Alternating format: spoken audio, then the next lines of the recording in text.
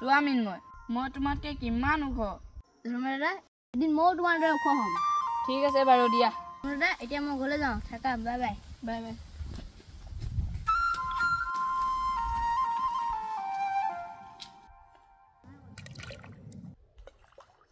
ডাঙৰ দা মিন্ময় বহ ইয়াতে বহ কি হ'ল মন চন মাৰি আছ যে কচোন কি হ'ল মই ধৰ্মৰ দাদাৰ দৰে কেতিয়া ওখ হ'ম সেইটো কথা তোক এনেকুৱা এটা আসন শিকাম যিয়ে তোৰ হাইট বৃদ্ধি কৰাত সহায় কৰিব ব'লা এয়া তাৰ আসন প্ৰথমে সমস্থিতিত থিয় হৈ ল'ম দুয়োখন হাতৰ আঙুলি ইণ্টাৰলক কৰি লাহে লাহে উশাহ লৈ দুয়ো হাত একেলগে মূৰৰ ওপৰলৈ উঠাম লগে লগে দুয়ো ভৰিৰ আঙুলিত থিয় দি গুৰুষা ওপৰলৈ উঠাম মুখমণ্ডলত আনন্দ সন্মুখলৈ দৃষ্টি আৰু নৰ্মেল ব্ৰিডিং এইদৰে 5 to 10 ছেকেণ্ড হোল্ড কৰিম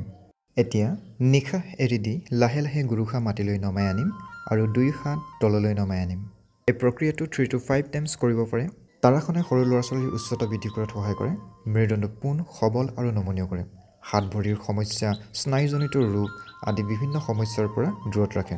যদি আপোনাৰ হাত ভৰি আৰু কঁকালত অধিক বিষ থাকে তেন্তে এই আসন নকৰিব